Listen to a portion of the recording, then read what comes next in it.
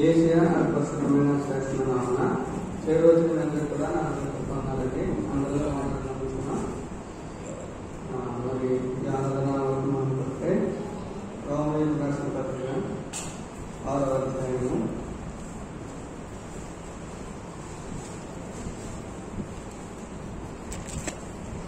1 నుంచి 8 వచనాలు మార్చి చదువుకున్నాను.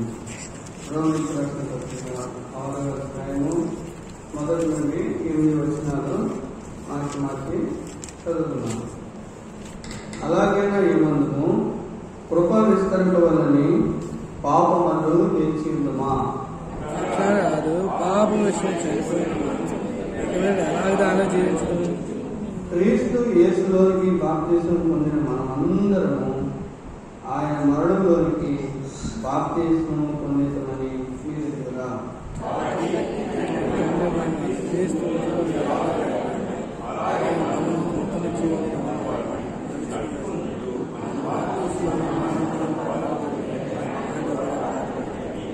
మరియు ఆయన మరణం యొక్క సాదృశ్యమందు ఆయనతో ఐక్యం గలవారమైన ఎడల ఆయన పునరుద్ధానం యొక్క సాదృశ్యమందును ఆయనతో ఐక్యం గలవారమై ఉండును.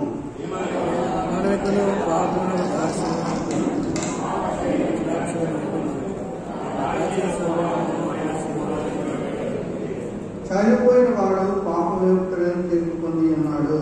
మనం క్రీస్తు కూడా చనిపోయిన మృతుల్లోని లేచిన క్రీస్తు ఎక్కడో చనిపోడని మరణానికి ఎక్కడో ఆయన మీద ప్రభుత్వం లేదని ఆయనతో కూడా జీవించమని చెప్పి 10వ వచనం అందరు కలిసి చదువుతున్నారండి.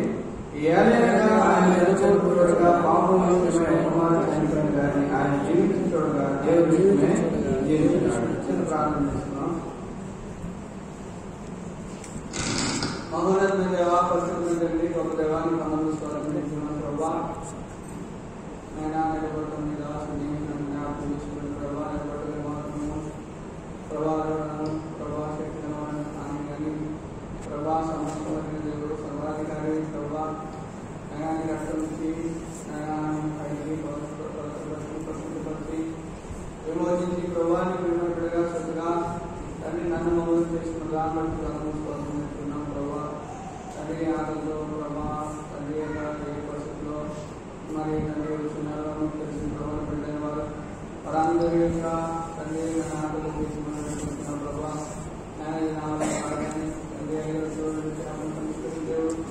ప్రభావితో ప్రతి సమృద్ధిగా మాకు ఆశించి ప్రభావాలు మాట్లాడండి ప్రభా. సురక్షితంగా దేవుడు ప్రభా నువ్వు మరొకసారి మా దగ్గర నువ్వు రుచించి వాడవద్దండి అని రుచిపరచుకున్నటువంటి ప్రభావ కానీ కలిగించినటువంటి అందుకని చేతులను ప్రభా ఈ ప్రాంతం నుండి తండ్రి నా హృదయాలను ప్రభా బంధించి కనుగొని ప్రభాని సహాయం కోరుకుంటున్నాను ప్రభా.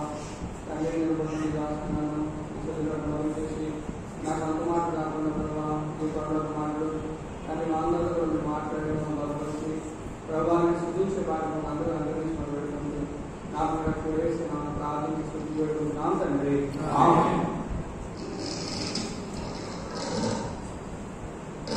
ఈ రోమిలకు రాసిన పత్రికలో ఈ 6వ అధ్యాయము చాలా చక్కగా మరి ఈ పోరాటం గురించి ఆత్మీయమైన పోరాటం గురించి మరి మాట్లాడుతుంది. ఇక విధంగా చెప్పాలంటే మరి పాపము నీతికి ఈ విషయాల్లో ఆ విషయాల్లో మనకున్నటువంటి సందిగ్ధత మనం ఎవరు ఏమైనా ఉన్నామో అనే విషయాలు తెలియజేస్తున్నారు.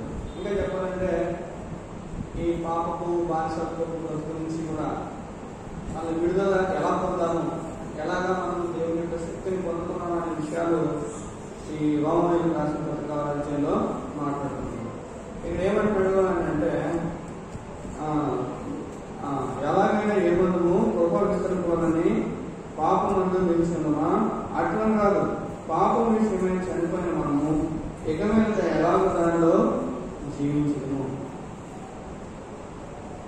పాపం అందు నిలిచినట అసలు పాపం అంటే ఏంటి అని ఆలోచిస్తే ఆధ్యాత్మికమే పాపం. ఈ పాపం అనేది ఆజ్ఞ అనేది దేవుడి యొక్క లేఖనము, దేవుడి వాక్యము. దేవుడు ఏం మనతో మాట్లాడుతున్నాడో దాన్ని చేయకపోవడమే పాపం, చేయడము నీతి. ఇక్కడేమంటున్నమాట, అలాగే ఏమను కృప విస్తరించాలని పాపం వల్ల నిలిచిందమ్మా. గ్రేస్ ఉంది, కృప ఉంది, దేవుడు మనకు ప్రాణం పెట్టిన దేవుడు అని మనం ఎక్కడో పాపం చేసుకోమంటే అలా నిల్చుండొచ్చా? పాపంలో చేసిన పాపమే మరలా చేస్తూ చేసినటువంటి తప్పునే, లేదా దేవుడికి దూరస్తులుగా, దేవుడికి అవిధేయులుగా, లోక సంబంధమైనటువంటి పనుల్లో మనం విడిపోతూ ఉంటుంటే అది న్యాయమా అని దేవుడు అడుగుతున్నాడు అన్నట్టు వచ్చిన ప్రశ్న. ఇక్కడేమంటున్నాడంటే, అట్లయినా పాపం విషయమై చనిపోయిన మనము ఇక మీద ఎలాగో దానిలో జీవించదుమో. పాపం విషయమై చనిపోయాం, దాంతో కూడా చనిపోయిన వారు బ్రతుకులు అనమాట. చనిపోవాలి అని చెప్తున్నాడు. ఎవరు చనిపోవాలా? క్రీస్తునందు ఎవరైతే అనుభవించాడో, ఎవరైతే వాళ్ళ పాపంలో యేసు ప్రభు దగ్గర కట్టబడలేదో, ఎవరైతే కాబట్టి 2020 ప్రకారంగా ఇకను జీవించేవాడు నేను కాదు క్రీస్తు ఆయన జీవించున్నాడని తమ జీవితాలను ప్రభుత్వం సమర్పించుకున్నాడు, నేను క్రీస్తుగా నిలబడతానని వారు పొందేవారు, వారందరూ చెప్తున్న మాటలు కానీ అందరూ చెప్తున్న మాటలు అంటే ఏమన్నాడంటే, రోమిలకు మొదటి అధ్యాయంలో 50 చూడండి, 2 వచ్చిన చూడండి. దేవుని సువార్త నిమిత్తము ప్రత్యేకింపబడిన వాడిని పౌలు రోమాలో ఉన్న దేవుని ప్రియులందరికీ అనగా పరిశుద్ధులుగా ఉండటకు పిలువబడిన వారందరికీ సొమ్మని చెప్తుంది. మీరు అందరూ అసలు మొట్టమొదటిగా పరిశుద్ధులుగా ఉండాలని ఆశ ఉందా? ఆ పిలుపు లోబడే మనసుందా అనేది ఫస్ట్ ప్రశ్నించుకోవాలి. ఇప్పుడు పరిశుద్ధంగా పిలువబడిన వారికి వాళ్ళు రాసుకున్న మాట ఏంటంటే, మీరు రక్షింపబడ్డారు, క్రీస్తు కొరకే మరణించడానికి, ఆ శరీర సంబంధమైనటువంటి ఇచ్ఛలను సులువేయడానికి ఇష్టపడ్డామండి అని చదివిస్తున్న మీరు మరలా పాపంలో ఎందుకు బ్రతుకుతున్నారు అని అడుగుతున్నాడు అన్నమాట. అడుగుతూ ఇక్కడ అన్నాడు, అట్లా కాదు, పాప విషయంలో చనిపోయిన మనము ఇక మీద ఎలాగో దానిలో జీవించడము. క్రీస్తు యేసులోకి బాప్తిజం పొందిన మనం అందరము ఆయన మరణంలోకి బాప్తిజం పొందుకొని మీరు ఎరుగురా. ఇక్కడ బాప్తిజం అనే పదం ఉంది. బాప్తిజం అంటే ఏంటంటే, ముందుగా నీటి బాప్తిజం కాదు, ఆత్మలో బాప్తిజం. శారీరకంగా మనం ముంచివేయబడ్డాం. బాప్తిజం దేనికి సాధిస్తుందంటే, యేసు ప్రభువాన్ని సమాధి చేసి మరణించిన తర్వాత 3వ దినాన తిరిగి లేచిన అనుభవం. బాప్తిజం దేనికి సాధిస్తుందంటే, మరి యేసు ప్రభువాన్ని సమాధి చనిపోయారు, సమాధి చేపట్టబడ్డాడు, మళ్ళా 3వ దినాన ఆయన తిరిగి లేచేవాడు. లేపబడ్డాడు. అలాగా లేపబడే అనుభవం అంటే ఏంటంటే, మన శరీరం ఏమైపోవాలి? ఆ మానవుడు ఇచ్చినటువంటి ఈ శరీరం అంటే ఏంటి? ఈ శరీరం అంటే దాంట్లో ఉన్నటువంటి అసలు పాపం అంటే ఏంటంటే, ఈ దేవుడు చెప్తున్న మాటకి ఈ శరీరం ఇష్టలకి మధ్య పోరాటం. ఈ శరీరంలో దేవుడు చెప్తున్న నిబంధన, ఈ వాక్యానికి ఈ మధ్య కాన్ఫ్లిక్ట్. ఈ శరీరం ఏం చేస్తుందంటే, దేవుడి మాట వినాలా, ఈ పక్కన కూడా ఉన్నాడు సాధన మాట వినాలా, లోకంలో ఉన్నటువంటిదంతా కూడా పాపమే, సాధారణంగా చేతి నడిపింపడుతుంది. వాడి యొక్క ఆశలు, డిజైర్స్ అవన్నీ కూడా మనిషిని లాగుతుంటుంది. రెండో పక్క దేవుడి ప్రేమ, దేవుడి కృప, దేవుడి యొక్క పరిశుద్ధత, దేవుడి కొరకే నిలబడాలని నీతి, ఇవన్నీ రావుతుంది. రెండింటి మధ్యన ఇరుపడిపోతున్నాడు అన్న మానవుడు. అందుకని అంటున్నమాట, ఏమంటున్నాడంటే, మీరు క్రీస్తు నిమిత్తం చనిపోయిన వారు, మరి పాపం నిమిత్తమే చనిపోయారు, బాప్తిజం చేయబడ్డవారు, చేయబడ్డారు. అంటే నేను నీటిలో బాప్తిజం పొందినప్పుడు ఆ వ్యక్తి ఏంటంటే మరణించినట్లు లెక్క. దేనికి మరణించినట్లు? ఈ లోకము కట్టల నుండి విడుదల పొందడానికి, ఈ పాప పథకాల నుంచి, ఈ లోక పద్ధతులు, ఆచారాలు ఏవైతే భయపెడుతున్నాయో అవి చేయకపోతే నీకు ఏం జరిగిపోతుందో, నువ్వు అది ఎందుకు చేసావు, లేదా ఆగెందుకు చేసావు, ఇంకా విధంగా చెప్పాలంటే మనకు ఉన్నటువంటి ధర్మశాస్త్రం కూడా మరి పాత నిబంధన కాలంలో ధర్మశాస్త్రం విధులు కూడా ఇంచుమించుగా అలాగే. అయితే ఆ ధర్మశాస్త్ర విధుల ప్రకారంగా మనం నీతిమంతులుగా తీర్చబడలేకపోతున్నాం. కాబట్టి దేవుడు ఏం చేసిందంటే, ఆయన కృప కాలంలో ఆయన మనకు ప్రాణం పెట్టి ఆయన అంటున్న మాట ఏంటంటే, మీరు నీతి విధులన్నీ కూడా మీరు సరిపడదు, కానీ నా పరిశుద్ధాత్మ సహాయం చేత నా కొరకు నా వైపు చూసి రక్షణ పొందండి, నా కొరకు జీవించండి దేవుడు చదివేశారు అనమాట. అనుకున్నట్టు మీరు ఈ విషయాలన్నీ కూడా మీరు చదువుకుంటుంటే మీకు అర్థమవుతూ ఉంటుంది అనమాట. ఈ 14 వచ్చిన చూడండి, 14 వచ్చిన మీరు కృపకే కానీ ధర్మశాస్త్రం లోని వారు కాదు కనుక పాపం మీ మీద ప్రభుత్వము చేయదు. చూసారా, అంటే దేవుని కృపకు వచ్చేసాం. ధర్మశాస్త్రం సంబంధంగా నేర్చుకోవడం ఎందుకంటే నిజంగా ధర్మశాస్త్రం ప్రకారంగా ఆలోచించుకుంటే కనుక మనం పరిశుద్ధత ఎంతగానో చక్కగా ఉండాలి. మచ్చలేని వాడుగా, ఏం తిరిగిన వాడుగా, మరి యేసు ఆ దినాలు ఉన్నప్పుడు 30 ఏళ్ళ నుంచి పడున్న వ్యక్తి కానీ ఆ మందిరం బయట ఉండేటువంటి అవసరం కానీ కూడా చూస్తే ఆ గుడ్డువాడు కానీ మందిరం లోపల రావడం లేదు. ఎందుకంటే వాడు అభ్యుతుడిగా దేవస్థానంలో స్థానం లేదు. కానీ దేవుడు ఏం చేశాడంటే అభ్యుతులుగా మనం శారీరక సంబంధమైనటువంటి ఈ యొక్క నీతి, ఆ పరిస్థితుల్లో మనం కాపాడుకోలేటువంటి మనకు ఏమన్నాడంటే ఆయన మన కొరకు ఆ మరణానికి ఆయన అప్పగింపబడిన వాడే. అందుకనే మార్క్స్ 7వ అధ్యాయము మనిషిని అప్పగింపరిచిన విషయాలు అక్కడ అవుతుందిగా ఆ పరిశీలన శాస్త్రులు ధర్మశాస్త్రానికి పోరాటం వస్తుంది. ఎందుకంటే మరలా దాసత్వం కార్యక్రమం మళ్ళీ వెళ్ళిపోతారు చాలా మంది. మార్క్స్ 7వ అధ్యాయంలో లోపల నుండి అనగా మనుష్యుల హృదయంలో నుండి దురాలోచనలు, జారత్వములను, దొంగతనములను, నరహత్యలను, వ్యభిచారములను, లోభములను మనుషుని లోపల నుండి బయలువెళ్ళినది మనిషిని అపవిత్రపరచును. మనిషిని అపవిత్రపరచును అని చెప్పారు. ఇక్కడ ఏమన్నారంటే ఈ అందరూ పరిశీలన శాస్త్రులు ఏమన్నాడంటే 5వ వచనంలో అప్పుడు పరిశీలన శాస్త్రులు నీ శిష్యులకు పెద్దల పారాపర్యాచారం చొప్పున నడుచుకొనక అపవిత్రమైన చేతులతో భోజనం చేయని ఆయనను అడిగేది. ఎందుకంటే అప్పుడు ఏంటంటే దేవుడు పైన అలంకారం పైనటువంటి మొత్తం సమస్తాన్ని కూడా ఒక క్రమాన్ని పెట్టాడు. రోజు ధర్మశాస్త్ర ప్రకారంగా వారు చక్కటి వస్త్రాలు, తెల్లని వస్త్రాలు వేసుకోవాలి, వారిలో ఏ మచ్చలు ఉండకూడదు, దాన్ని స్నానం చేసుకుని రావాలి. ఇవన్నీ కూడా ధర్మం పెడతా ఉన్నాడు. అయితే ఈ స్నానాలు ఇవన్నీ కూడా వీళ్ళు చేస్తున్నారు. పాపం చేస్తే ఏం చేస్తారంటే మేకలన్నీ కూడా అర్పించేస్తున్నారు, కానీ వీళ్ళ స్వభావం మార్చబడలేదు. వీళ్ళు మా పాప స్వభావం, ఈ పాపతో అలవాట్లు ఇవి మార్చబడలేదు. దేవుడేమో ఎందుకోసం పెట్టాడు? వారు పరిశుద్ధంగా జీవించాలి, ఆ స్వభావాలు మార్చబడాలి, నా ఎదుట రావాలి, నేను వారితో సహవాసం చేయాలి అని దేవుడికి కోరిక. అయితే మానవుడు ఏం చేస్తాడంటే పాప పరిహారాన్ని బలని, సమాధాన బలని చెప్పి వాళ్ళు ఏం చేస్తారంటే మేకల బదులు పెట్టేసుకోవడం వాటిని ఏం చేస్తారంటే బలిగా అర్పించేస్తూ ఉన్నారు. ఇదొక అలవాటు అయిపోయింది. అందుకని దేవుడు ఈశ్వరం అంటున్న మాట ఏంటంటే మీరు ఎందుకు మా అక్కడతో చేతితో వచ్చేసి తినేస్తున్నారు శిష్యులు అని అడిగితే ఆలోచన. అందుకు ఆయన వారితో ఎలా చెప్పాను, ఈ ప్రజలు పెదవులతో నన్ను కనపడుతుంది కానీ వారి హృదయం నాకు దూరంగా ఉన్నది. వారి మానవులు కల్పించిన పద్ధతులు దైవోపదేశం బోధించు నన్ను వ్యర్థంగా ఆరాధిస్తున్నారంట. వారి పెదవులతోనే కనపడుతున్నారు కానీ వారి క్రియలు చూస్తుంటే వారు మానవులు కల్పించిన పద్ధతులు చొప్పున పద్ధతులు అవి ఏంటంటే దైవోపదేశములను బోధిస్తున్నారటండి.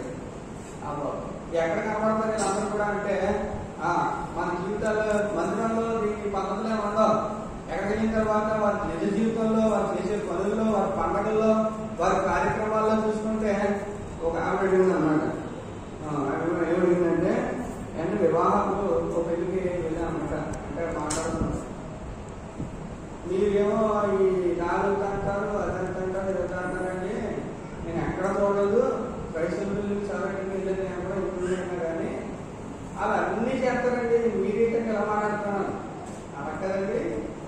మాది క్రైస్తవ సహవాసమేమో అయితే ఇది వాక్యానుసారం ఏంటి, లోక సంబంధంగా చేయకూడదు అని అంటే మీలో కూడా కూర్చొని ఉంటాయి అన్నమాట. ఆ మాట కూడా అది చెప్తున్న మాట ఏంటంటే యేసు ప్రభు ఫోటో, ఆ దేవుడు ఫోటో తప్ప అన్ని మాయ అంటే అంటారు. అన్ని మాయ అంటారు. అది కార్యక్రమాలని, వాళ్ళు చేసే పద్ధతులని, వాళ్ళు చేసే భయాలన్నీ కూడా అవి చేయకపోతారుగా. ఒక ఆయన అయితే అక్కడ తీసుకునే ఇల్లుకి ఆవు తీసుకెళ్ళిపోయాడు. ఆవు తీసుకెళ్ళిపోయి అది ప్యాడ్ వేసి వరకు విడిచిపెట్టాడు అందరినీ. అది ఇయ్యాలంట, అది వేసి అది వేస్తే ఏమవుతుందట పుణ్యమే లేదు. మరి నాకు అవ్వాలి అది వేసి వరకు అలా విడిచిపెట్టి ఏం అప్లైతే వేసి ఏం ఆనందం అది.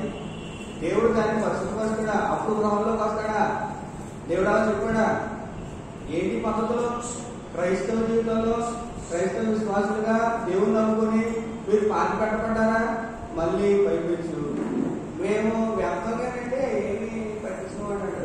క్రైస్తవ విశ్వాసులుగా మేము ఎందుకు చెప్పకూడదు? వాళ్ళకి సంఘ వెళ్తూ బయట వదిలే సంఘంలో నీకు నీవే చెప్పుకోకపోతే దాన్ని ఏమంటారు? నిర్లక్ష్యం, నాకు అప్పగింపబడలేదే అని అనుకోవడం. అసలు నువ్వు దొంగతనం చేయకపోయినా కానీ దొంగతో పాల్గొనడం కూడా పాపమే. నేను దొంగతనం చేయలేదండి, నేను ఆంధ్రప్రదేశ్ అంటే ఆడ కూడా వెళ్ళాడతారు. అవునా కదా? మనం ఎందుకని అలాంటి మనం వెళ్ళిపోవడం? నేను ఎందుకంటే వాక్యానికి విరుద్ధంగా మాట్లాడలేదు. దేవుడు వాక్యం తెలుస్తుంది.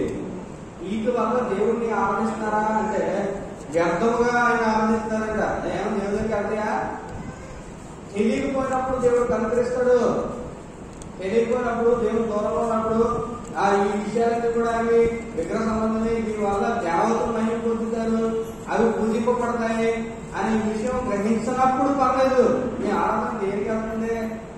అన్ని ఎరిగి దేవుని వాక్యం ఎరిగి దేవుని గురించి తెలిసి లేఖనం తెలిసి దేవుని పరిస్థితులు తెలిసి దేవుని ప్రేమను కాపాడటం తెలిసి మిమ్మల్ని అనేక మంది మరణం నుంచి లేపడం తెలిసి ఇక నుంచి నేను దేవుడి కొరకు నీటిగా యథార్థంగా బతుకుతానని తెలిసి మరలా ఎందుకు కాంప్రమైజింగ్ లైఫ్, ఎందుకు రాజీ పడేటువంటి బ్రతుకులు?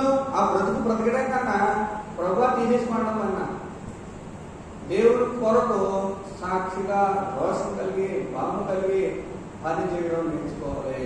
అది పరిశుద్ధత. కాబట్టి ఇక్కడ అంటున్న మాట ఏంటి తెలుసా? వారు హృదయం నాకు దూరంగా ఉన్నది, వారి పెదవులు వారి క్రియలన్నీ కూడా దాంట్లోనే చేస్తారంటే బయట మనుషులు కనబడాలని చెప్పి వారు మానవులు కల్పించిన పనులు దైవోపదేశం బోధించుకున్నాను వ్యర్థంగా ఆరాధించుకున్నారు అని రాయబడినట్టు వేషకారులైన మిమ్మును గురించి యెషయా ప్రవచించినది సరే. మిమ్మును గురించి ఆయన మాట లేకుండా చెప్పాడు అన్నమాట. అన్నమాట ఆయన మిమ్మును గురించి చెప్పింది కరెక్టే, నాకు ఇప్పుడు అర్థమవుతుందని చెప్పాడు అనమాట. తర్వాత మీరు దేవుని ఆజ్ఞను విడిచిపెట్టి మనుషుల పారంపర్యాచారము గైకొలుచున్నారు మరియు ఆయన మీరు మీ పారంపర్యాచారం గైకొండకు దేవుని ఆజ్ఞను పూర్తిగా నిరాకరించదు. ఈ పారంపర్యాచారాలు ఉంటారు. ఈ ఆచారాలన్నీ కూడా ఒకప్పుడు ఏం చేస్తారంటే ఇలా కట్టండి క్రమం అని చెప్తారు. ఆ క్రమం ఏమైపోతుందంటే అది విగ్రహం అయిపోతుంది ఆ జీవితంలో. అవి ఆచారాలు అయిపోతున్నాయి. ఇలాగ దేవుడు బయటపరచలేకపోతున్నారంట. ఇంకా ఇదంతా ఎందుకు చెప్తాను తెలుసండి? ఇదంతా బానిస బతుకులు. ఇవన్నీ బానిస బతుకులు. మరి ఆగస్టు 15 ఇండిపెండెన్స్ డే స్వాతంత్ర దినోత్సవాన్ని ఎందుకు చెప్పుకోవడం అంటే దేవుడు దేని గురించి మనం విడుదల చేసేలా చెప్తామని ఉద్దేశం కూడా. వాళ్ళందరూ కూడా బంధింపబడిపోయారు. దేనికోసం అంటే ఈ పాప కట్టడం పాపకార్యంలో పారంపర్యమైనటువంటి వ్యర్థ ప్రవర్తనల చేత సమాజం చేసి చచ్చిపోయినటువంటి ఏంటండి? తలకి తూర్పు పెడతాయండి, పడవ పెడతాం, ఉత్తరం పెడతాయండి, బాక్స్ ఇంటి పెట్టండి అంటారు. నాకు అలా అర్థం బాక్స్ అంటే ఎంత రేపు సింపుల్గా బాగా అయిపోతారేంటి? ఒక క్రమం పెట్టుకుంటే మంచిదే, ఇలా పెట్టకపోతే అంటే తప్పుతుంది. అర్థమైందండి? మళ్ళీ దాంట్లో పైపించు కొద్దిగా తెలుసుకొని ఉంటారు కదండి. లోక నాలెడ్జ్ సిద్ధాంతం దగ్గరికి తిరగడం, ఆ రోజులు పెట్టించుకోవడం ఇవన్నీ ఉంటాయి కదా. ఇలా అక్కడికి ఏమనుకుంటే నా మాట ఎలా ఉంటుంది? ఎందుకంటే నేను వాక్యం ఉంది కాబట్టి నేను ఏదో ఎవరి గురించి మళ్ళీ ఏదో ఏమని అనుకోవద్దు. నేను ఎవరు నా గురించి తెలియదు. నాకు దేవుడు వాక్యం ఏ సంబంధించిందో అది చెప్పడం అలవాటు. ఎక్కడికైనా ఈరోజు ఏం చెప్పాలని ఆలోచించుకున్నప్పుడు దాసత్వం అనే వాటి గురించి అనే వాటి గురించి నేను ఆలోచిస్తున్నాను అనమాట. అప్పుడు నాకు ఇవన్నీ వరుసగా వస్తున్నాయి తలంపులు. అందుకే చెప్తున్నాను ఇవన్నిటిలో పితృపారంపర్యమైనటువంటి గంట ప్రవర్తనను విడిచిపెట్టి ఈ బంధకాల నుంచి ఈ ఆచారం నుంచి దేవుడు ఏం చేసినట్టు మనం విమోచించాడు. మనం ఏం చేయాలంటే ఇంకా శరీర సంబంధమైన వాటిని సిలువేయాలి. వేట కూర్చుపోయి వచ్చినాయి మన ప్లస్ మనం నమ్మకపోతే దేవుడిని మైంపరచలే. నీకు దేవుడి గురించి ఆ ఆలోచన వద్దు మీకు. ఒకవేళ మీరు శరీరాన్ని చేయించలేకపోతే మీకు పర్వతం కావాలా, శరీరం కావాలా అని అంటే మీరు దేవుడే వదిలిపెట్టేసేలాగన్నదే పరిస్థితి. ఎందుకంటే కనిపించదని అక్కడ నిలబడి అంటాడు. మంచి తాగుబోతు కూడా బయట కనపడినా చూశానంటే అంటాడు నీ పాపంలో వెళ్తాను దేవుడు చూడగలడు అంటాడు. ఏంటి ఆ పాపం చేస్తూ కూడా దేవుడు మంచోడే. నువ్వు ఒప్పుకోకపోతే నీ పాపాలు విడిచిపెట్టకపోతే దేవుడు అంటున్నాడు స్పష్టంగా దేవుడు రాజ్య సంబంధం ఎవరో దేవుడు రాజ్య సంబంధం ఎవరో దేవుడు స్పష్టంగా మాట్లాడాడు. కాబట్టి రోజుల్లో కొన్ని విషయాలు చెప్పాడు.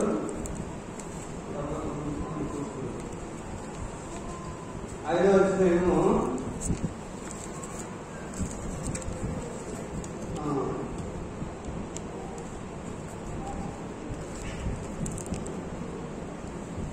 అదే 19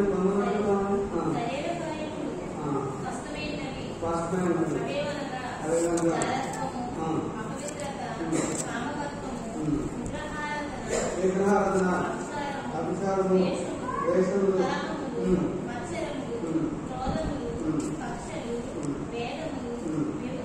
కాదండి. మీరు ఎందుకు చూసుకుంటే మీరు ఇంటికి వెళ్ళిన తర్వాత మా పనులు చూసుకుంటే ఆట పాటలు అవుతుంది. ఇక మనం దేని గురించి ఎవరు బోధించక్కర్లేదు. విగ్రహ సంబంధం అంటే ఏమి ఉన్నాయా మీకు అసలు ఎవరు చెప్పారు?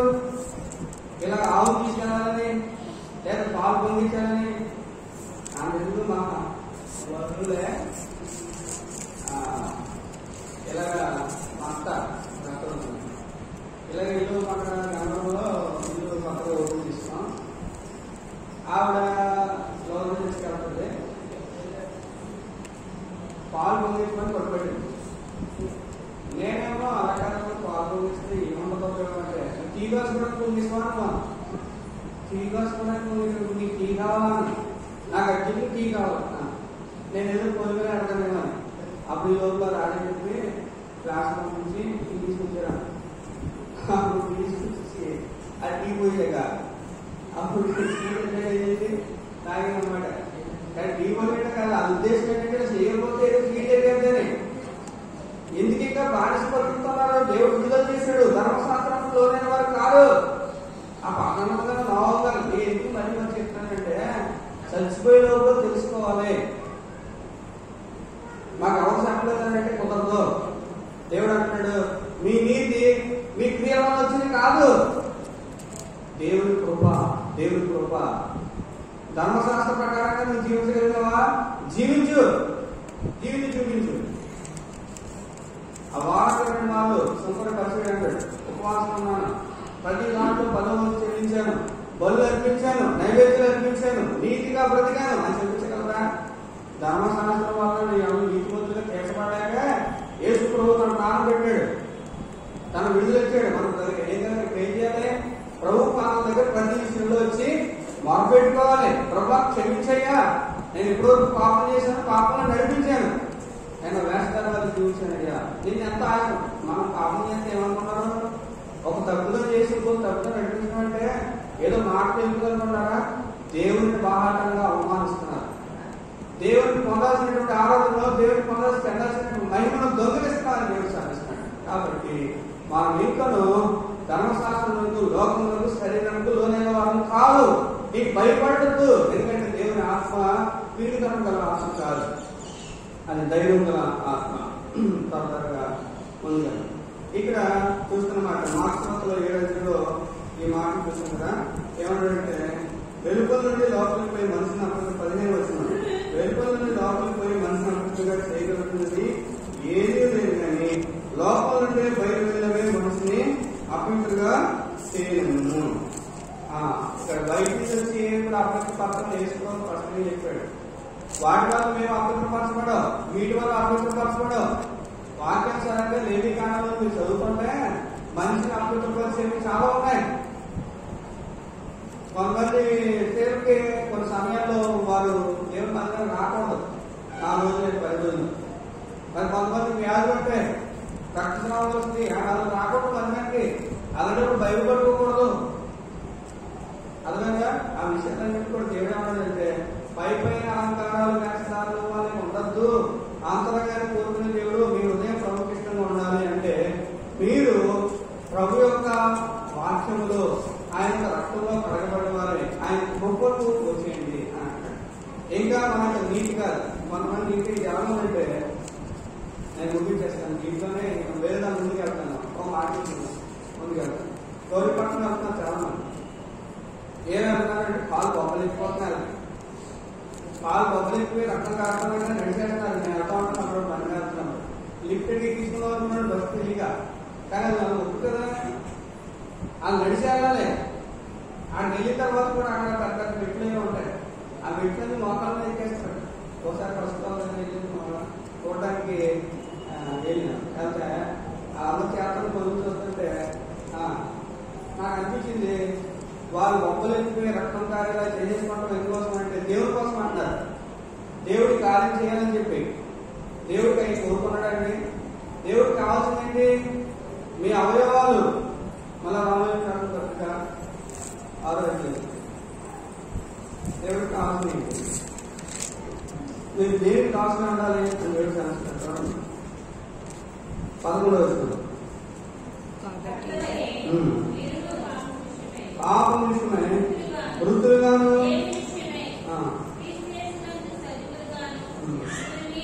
మిమ్మల్ని మీరే ఎంచుకోండి. కాబట్టి శరీర దురాత్మకు లోబడినట్లు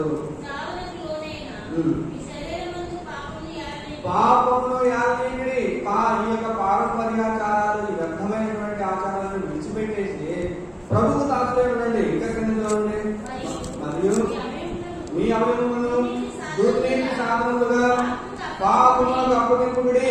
అయితే వృత్తుల నుండి సజీవం అనుకుని మిమ్మల్ని మీరే దేవుడికి అప్పగించుకుని మీ అవయవములను నీతి సాధనలుగా దేవుడికి అప్పగించండి. మిమ్మల్ని మీరే మృతులను సజీవం అనుకుని మీరు అనుకోవాలి, ఈ శరీరం ఎవరికంటే మీకు పాప నియమాలు కాదు, లోకాన్ని కాదు, లోక సంబంధమైన ఆశలు కాదు. ఇది ఎవరిదే? ఇది ప్రభు సంబంధమైనది. మిమ్మల్ని మీరే దేవునికి అప్పగించుకుని మీ అవయవాలను నీతి సాధనలుగా దేవునికి అప్పగించుకోండి. మేము అప్పగించుకోవడం నేర్చుకోవాలి. ఎందుకని అంటాడంటే 16వ వచనం చూడండి. దేనికి మిమ్మల్ని మీద దాసులుగా అప్పగించరో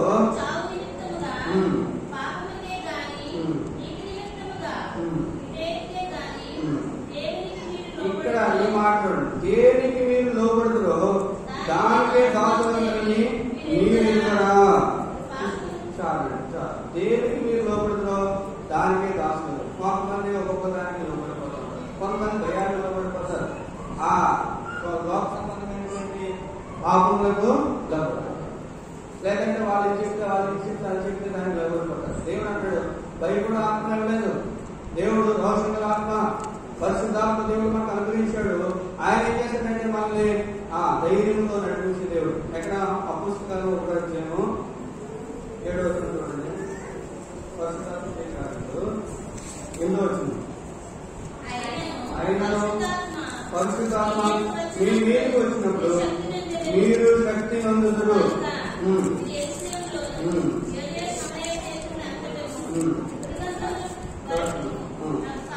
నా సాక్షులైనదని వారు చెప్తారు. పరిశుద్ధాత్మ మీ మీదకి వచ్చినప్పుడు మీరు శక్తి నందుదురు. పరిశుద్ధాత్మ మన మీద వస్తే ఏమవుతుంది? శక్తి నందుతాం. తర్వాత ఏమవుతామంట? యోదయ సమరయ దేశం నందు భూదిగాత్రం వరకు మనం ఏం చేస్తామంట? సాక్షి అంటారు. మన సాక్ష్యం అంటే మనం ఎక్కడికి వెళ్ళినా సరే దేవుని సాక్షులు ఉండాలి. దేవుని బిడ్డలంటే అని చెప్పాలి. యోదయ అంటే దేవుని బిడ్డలు, సమరయ అంటే మిక్స్డ్ జనాంగం. వారి మధ్య మనం ఏం చేయాలి? సాక్షులు ఉండాలి అని దేవుడు సరిస్తాడు. ఎప్పుడు పరిశుద్ధాత్మ దేవుడు మనం పొందుకుంటాం? మన పాపములు మనం ఏం చేయాలి? సమాధి చేయబడి మన అవయవాలు నీతికి దాచుకుని ఉన్నప్పుడు దేవుని పరిశుద్ధాత్మ దేవుని సహాయంతో, ఇంకా చెప్పాలంటే ఆ వాక్యానుసారంగా అపుస్తకాలు 2:38 ఏమన్నాడు? 2:38 ఏమన్నాడు వాక్యం? మీరు మారు పొంది పాప క్షమాపణ నిమిత్తము ప్రతివాడు యేసుక్రీస్తు నామమున బాప్తిజము పొంది అప్పుడు మీరు పరిశుద్ధాత్మ వరమును పొందుతారు. కాబట్టి మనం ఏం చేయాలంటే ముందు మారు మనసు పొందాలి, పశ్చాత్తాపడాలి, ప్రభు వైపు తిరగాలి. ప్రభు ఇప్పటికే నీకు అవమానపరుస్తున్నాడు. దేవునికి సాక్షులు ఉంటారా? దేవునికి సాక్షి లేకపోతే ఇంకో ఏమంటారంటే ఇంకో కేటగిరీ ఏం చేస్తారంటే వాళ్ళతో మనకి ఏం సంబంధం అండి?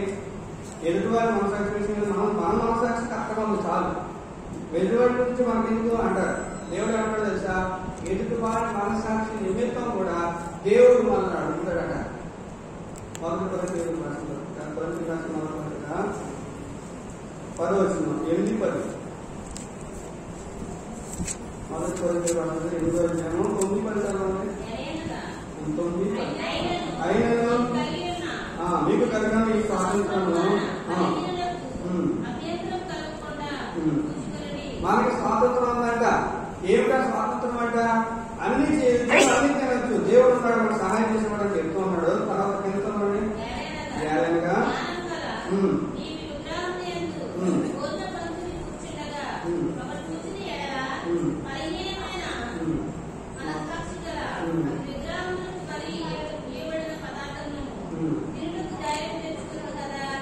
ఇక్కడ అర్థం ఏంటంటే విగ్రహాలు ఏమి లేదు, వాళ్ళు అర్పించి తినేసి కదా. కొంతమంది అంటారు వాళ్ళు ఎందుకు అనుకోవడం ఎందుకంటే కదండి, ప్రార్థన చేసి తినేస్తున్నానండి అన్న. విగ్రహాలు కనిపించి ప్రార్థన చేసి తినేస్తున్నానండి అని చెప్తారు. అక్కడ ఏమంటాడు తెలుసు, దేవుడు నీవు మనుషులు సంతోషపెట్టేవాడు అయితే దేవుడు సంతోషపెట్టలేవు. నువ్వు దేనికి దాచులే ఉండాలనుకుంటున్నావు? నువ్వు నిలబడితే నిలబడు. ఆ రెండు పడవలు కాలేయడం, ఆ యొక్క శరీర స్వభావం, బంధ స్వభావం, ఓసగల స్వభావాలు ఏంటి? ఎక్కడ కొడుకుంటే అక్కడికి వెళ్ళి పెట్టి ప్రభుకి అది అసహ్యం ఆ దేవుడు సర్వేస్తున్నాడు అనమాట. నువ్వు వెచ్చగొట్టు, నువ్వు చదవద్దు లేదా రెచ్చగొండు. నువ్వు రక్షణ జీవితాలంటే అంటే ఏం చెప్తారు, వాళ్ళు రక్షణ పడతారు, ఇద్దరు పడతారని. నువ్వు అలాంటి వేసగా జీవితం అంటే వాళ్ళని మార్చుకోవడం తప్ప నిలబడితే ఇప్పుడు దేవుడి కార్యం చూస్తామని దేవుడు సర్వేస్తున్నాడు. ఇక్కడ ఏమంటే తెలుసండి, వాళ్ళ బలహీనమైన మనస్సాక్షి గలవాడు వాటిని తినుటకు ధైర్యం తెచ్చుకోండి కదా. అక్కడ వరకు అయిపోతే సరిపోతా?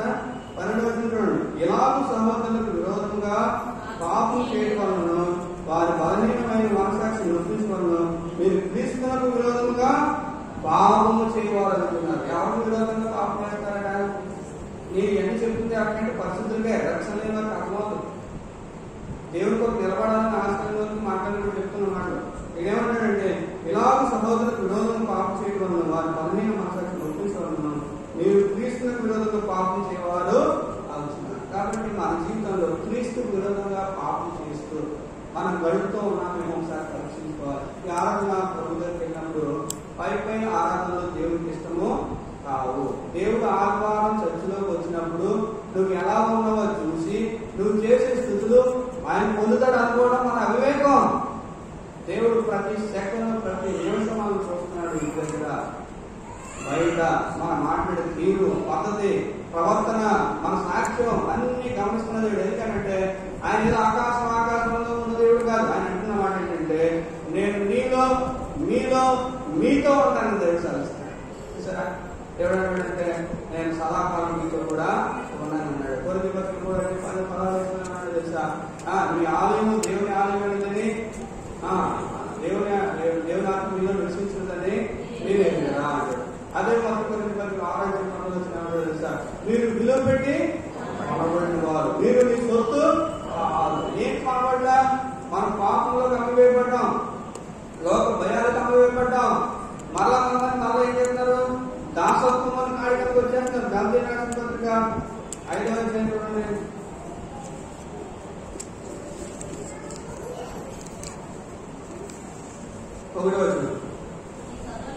నీ స్వాతంత్రము అనుగ్రహించి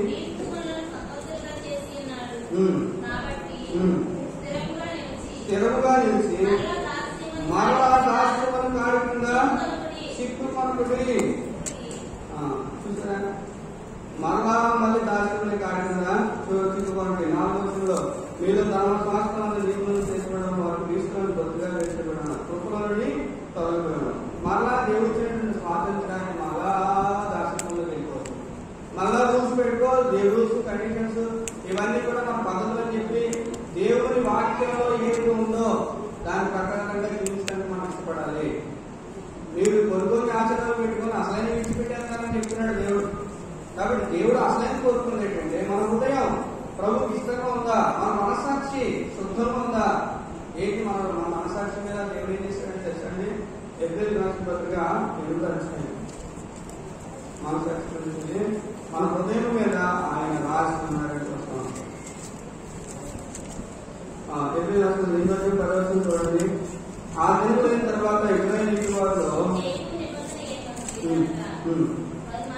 వారి మనసులో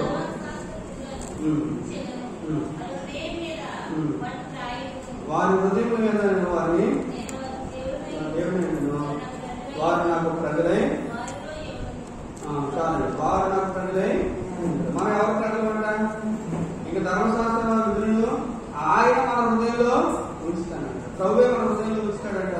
మన మనసాక్షి విషయంలో దోషారోపణ లేని వారుగా ఉండాలని ప్రభు యొక్క కోరిక. మనసాక్షి విషయంలో ఇక్కడ అన్నాడు ఆయన హృదయం మన హృదయంలో ఆయన మాట ఉంచుతాడు, ఆయన నడిపిస్తాడు, ఆయన బాగుపరుస్తాడు. ఏ విషయం కరెక్ట్ అయితే సత్యం కాదు, దేవుని వాక్యం ఆలోచన దేవుని సేవలు చెప్తారు. అలాగే మన మనసాక్షి కూడా గర్విస్తున్నప్పుడు మనం ఏం చేయాలంటే దాని ప్రకారం జీవించాలి. దేవుడికి మనం మాటమాటికి దేవుడు ఎన్నిసార్లు చెప్తున్నా, ఎన్నిసార్లు గర్జిస్తున్నా అక్కడ కూడా మనం వెనకపోతే దేవుడు ఏం చేస్తాడు? దేవుడు మాత్రం ఏం చేస్తాడు? దేవుడు ఒక మాట వాళ్ళు వారిని మనకి చెప్తాడు, తర్వాత ఆయన తీసుకుపెడతాడు. దాన్ని ప్రస్తుతం రేప్రోబేట్ మైండ్స్ అయిపోతారు. ప్రస్తుతం అంటే ఇంకెలా ఉంటుందంటే వారికి ఎంత వాక్యం ఉంటున్నా కానీ చేస్తారు. వారి జీవితాల్లో సత్యపడరు. ఎందుకంటే వారు కనబడేది ఏంటంటే ఎదురువారు తప్పులు, చెప్పేవాడు తప్పులు, మనం మార్చుకోవాలి కదా అని వాళ్ళ విషయాల్లో బోధంగా వాళ్ళు ఏమైపోతారంటే చాలానే నీతి మందులుగా అయిపోతారు. అది చాలా ప్రమాదం, అది చాలా ప్రమాదం. మనం ఎప్పుడైతే ప్రభు దగ్గరికి వచ్చి ప్రభా ఎప్పుడు కూడా అనుకోవాలి, నేను ఎప్పుడుగా అనుకుంటూ ఉంటాను, పాపనే నన్ను, నిష్ప్రయోజన నేను, మునుపు దోషుడైన నన్ను, మునుపు సంపూర్ణుడైన నన్ను మీరు పరిశుద్ధపరచారయ్యా, నీ రక్తంతో నన్ను ఉచితంగా కొన్నారయ్యా, నడిపించారయ్యా అని ప్రభుకి ఎప్పుడు కూడా స్తుతి చేసుకుంటున్నాను.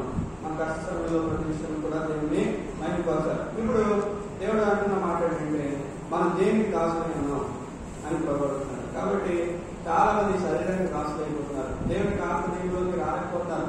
7వ అధ్యాయం రోమపత్రిక 7వ అధ్యాయంలో 18వ వచనం చూడండి. చాలా మంది దేవుడికి నీటిగా బ్రతకాలని ఉండదు. పాపమని నాయనగా రోమపత్రిక 7వ అధ్యాయం 18వ వచనం. నాయనగా నా శరీరములో మంచిది ఏది నివసింపుదని నేను ఎదురును,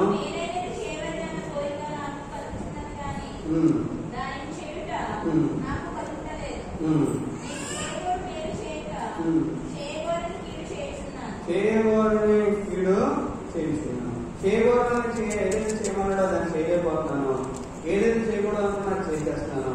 నేను దాసత్వానికి పాపాన్ని దాసత్వానికి మళ్ళా పడిపోతున్నాను అని ఆయన మాట్లాడుతున్నాడు. ఎందుకంటే ఇలా అయిపోతుంది తెలుసా అండి? మనం చేయాలి, దేవుని కొరకు పరిశుద్ధంగా ఉండాలని అనుకుంటున్నాం, అందుకే అయిపోతున్నాం. మనం అనుకుంటే అయిపోతే వేసుకోవడం ఎందుకంటే ప్రాణం పెట్టేది, ఎందుకంటే ప్రయత్నం చెల్లించేది మనం అనుకుంటే అయ్యేది కాదు.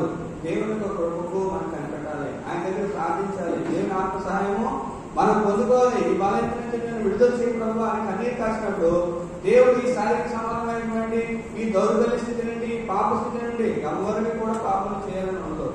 అప్పటికప్పుడు ఆనందించడం తర్వాత వచ్చేటువంటి ఆ బాధ ఎంతో చేదు. ఆ చేదు విషయం మళ్ళా కలుపుకోవడానికి ఎవరు పెట్టుకోండి, అయినప్పుడు కూడా మళ్ళా చేస్తూ ఉంటారు. ఎందుకోసం తెలుసా? మన శరీరము లాగుతూ ఉంటుంది, పాపం నుండి లాగుతుంది. అయ్యో ఇక్కడ అంటున్నమాట ఏమంటారు అండి? దానికి తిన్నాడు 24వ వచనం చూడండి.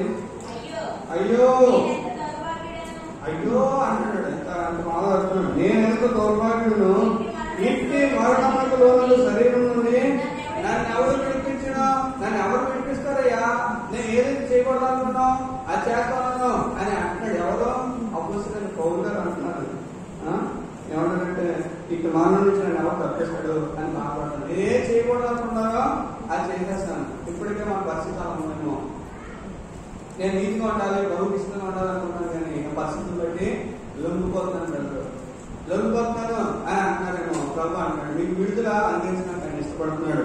ఆ పక్క అధ్యాయంలో ఉండదు. ఏమిటి? రోమపత్రిక 8వ అధ్యాయము 13 మీరు శరీరానుసారంగా ప్రవర్తించడం చావవలసిన వారెందరు కానీ ఆత్మ చేత శారీరక సంపూర్ణ మీరు జీవించాలి. ఏం చేయాలంటే ఆత్మ చేత శారీరక సంపూర్ణ చేసుకోవాలి. దేవుడి పరిశుద్ధాత్మ ద్వారా ప్రభు దగ్గర పెట్టి నా బలహీన ప్రభావం అడిగినప్పుడు దేవుడి యొక్క శక్తి మనం పొందుతున్నప్పుడు మనం ఏం చేసినట్టు ఆ శరీరం జయిస్తాం అన్నమాట. ఇంకా చెప్పాలంటే దేవుడి ఆత్మ ఏం చెప్తుందో ఆత్మ పనులు ఉన్నాయి కదా, అవి మనం చేయడం ప్రాక్టీస్ చేసినప్పుడు ఆ ప్రేమ సంతోషం ప్రభావ నీ సహనం అనుగ్రహించేయ, నాకు సహనం అనుగ్రహించి ప్రభావ, ఇరిటేషన్ వచ్చేస్తాను ప్రభావ, అలా తట్టుకోలేకపోతున్నాను ప్రభావ, తట్టుకోకపోవడం కూడా బాగా. అలాగే దేవుడు ఎప్పుడో కూడా మన మనసులో నచ్చలేదు. సహనం ఏది, దీర్ఘశాంతం ఏది, దయ్యేది, ఏది చేసిన త్రూ లవ్ అన్నాడు. ప్రేమ అన్నింటిలో గొప్పది. మనలో ప్రేమ ఏది, ప్రేమ అన్నింటినీ కప్పుతుంది. ప్రేమ ఎప్పుడు మన కొడుకు తప్పు చేయడం అనుకోండి, ఏదైనా బాధపడ్డాడు మనం ఊరుకుంటాం కదా. అదే పక్కింటి వచ్చి మన వస్తువుని తీసి మాట్లాడితే ఏం చేస్తాం మనం? ఊరుకుంటాం అసలు, ఊరుకో. ఆడు కొడుకు వేసాడే కదా, అలా ఆలోచించాం. ప్రేమ అంటే ప్రేమ అన్నింటినీ సహిస్తుంది. మనం సహించగలుగుతున్నాం ఒకసారి పరిశీలించుకుని ప్రభు యొక్క సహాయం కొరకు మనం కోరుకోవాలి. ఇంకా లాస్ట్ వరకు చూపిస్తాను. దేనికి దాసులైన మానవుడు దేనికి దాసులైనారని మనం చెప్పుకున్నాం. రోమపత్రిక 16:18 చూడండి. 16:18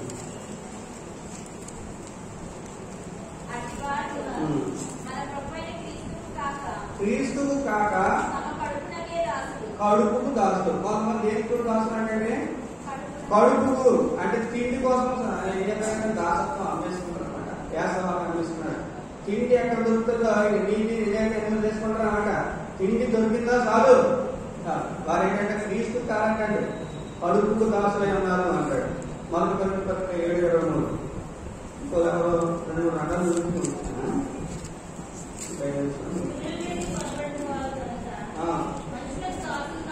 మనుషులకు దాసులు, మనుషులకు దాసులు కాకుడి. ఏమన్నాడు? మనుషులకు దాసులు అయిపోతారట.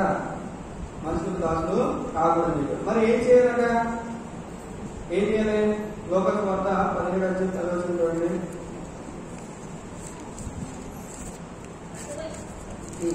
17:10.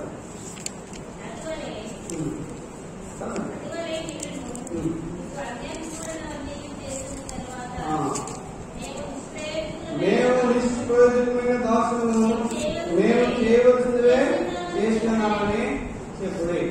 దాసత్వం ఎందుకు చెప్తానంటే మన స్వాతంత్రం వచ్చేది వస్తుంది కదా, వస్తానే ఉంది 70 సంవత్సరాలు. కానీ అసలు స్వాతంత్రం ఏంటి? ఈ దాసత్వం నుంచి విడుదల పొందేవారు.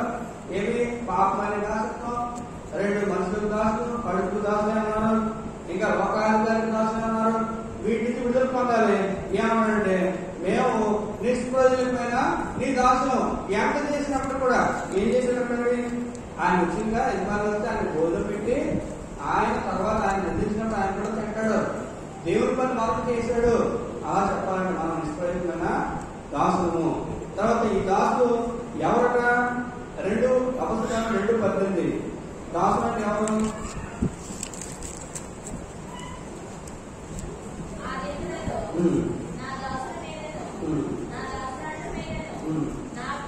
నా ఆత్మను పొందవలసిన దేవుని ఆత్మ కలిగిన వారు. 4:30 అపొస్తలులు 4:30.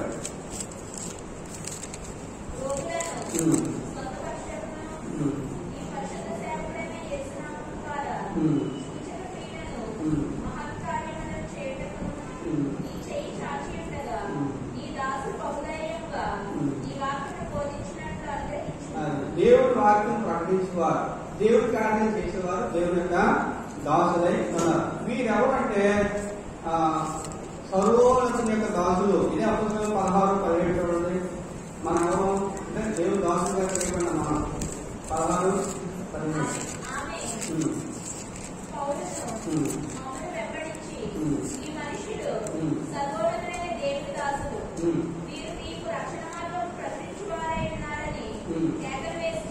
మనం ఇప్పుడు దేవుడికి దాసులు అయిపోయాము, పాపాలు ఒప్పుకున్నాం, పరిశుద్ధంగా జీవించడానికి ఇష్టపడుతున్నాం, దేవుడి చేత కొనబెట్టిన వారం గ్రహించాం. ఇప్పుడు మనం కావాలంటే సర్వోన్నతమైన దేవుని దాసులు. మనం కావాలంటే ఇప్పుడు సర్వోన్నతమైన దేవుడి దాసులు. ఎఫెసీయులకు రాసిన పత్రిక 6:6 6.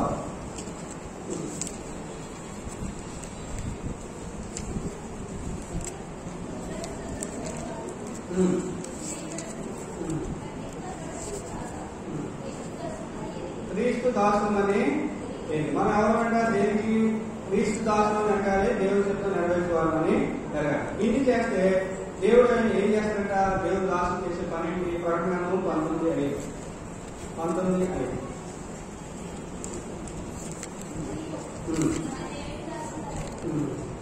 మన దేవుడు దాసులారా ఆయనకు భయపడే వారి ద్వారా కొద్దివారేమి గొప్పవారేమి మీరందరూ ఆయన స్తుతించండి అని చెప్పుతున్న యొక్క స్వరము సింహాసనం నుండి వచ్చినాను. ఎవరంటండి? దేవుడికి దాసులు, దేవునికి భయపడి వారు చేయాల్సిన పని ఏంటంటే దేవుడిని స్తుతించారు. ఇప్పుడు మనం ప్రభు దగ్గరికి వచ్చిన తర్వాత ప్రభు మేము దాసులుగా పాపంలో లోకానికి మనం ఏమైనా తెలియక అమ్మలను లోకంలో మమ్మల్ని ఏం చేశారంటే ఆయన రక్తం చేత మనల్ని క్రీస్తుకు దాసులుగా ఆయన చేస్తున్నాడు. ఎవరైతే మా యేసు ప్రభువుగా రక్తంలో కరగబడినారో, ఆ మనసు కలిగినారో వారందరూ ఎవరైనా క్రీస్తు దాసులు. ఇక శరీర సమానమైనటువంటి ఇచ్చలు నెరవేర్చే వారము కాము. ఇక చెప్పాలంటే దేవుని ఆత్మ చేత ఎవరికి నడిపబడదో వారందరూ దేవుని కుమారులు అనబడులో దేవుడి వారికి సర్వస్తుంది. కాబట్టి దేవుడు ఏమన్నాడంటే మన పాపములకు దాసులైన మనము, కడుపు దాసులైన మనము, లోకానికి దాసులైన మనలను ప్రభు ఏం చేశాడంటే ఆ కలువసులో ఆయన ప్రాణం పెట్టాడు. దీనికి చేసిన ఎలా ఏంటంటే మనం చేసే నీతి క్రియలు ఏమి కాదు. మొట్టమొదటిగా దేవుని దాసులుగా చేయడానికి కారణం ఏంటంటే ప్రభు వారు ఆయన తనతానే మనకి అర్పించుకున్నారు. అర్పించుకుని మనం ఏంటంటే క్రీస్తు దాసులుగా ఆయన దగ్గరగా చేర్చుకున్నట్టుగా చూస్తున్నాం. దీని కొరకు మనం ఏం చేయక్కర్లేదు, మెట్లక్కర్లేదు, నడవక్కర్లేదు, ఏం చేయక్కర్లేదు. కానీ ప్రభు కొరకు మనం ఏం చేయాలంటే ప్రభు నీవు నా కొరకు చేసినటువంటి కార్యం బట్టి బంగారాన్ని ఎవరైతే బిలీవ్ చేస్తారో, ఎవరైతే నమ్ముతారో వారందరూ కూడా ఎవరంటే క్రీస్తు దాసులు. క్రీస్తు దాసులు చేసే పనులు ఏంటంటే లోకానికి భయపడరు, పాపానికి భయపడరు, సాతానికి భయపడరు, క్రీస్తు కొరకు రాష్ట్రం కలిగి జీవిస్తారు.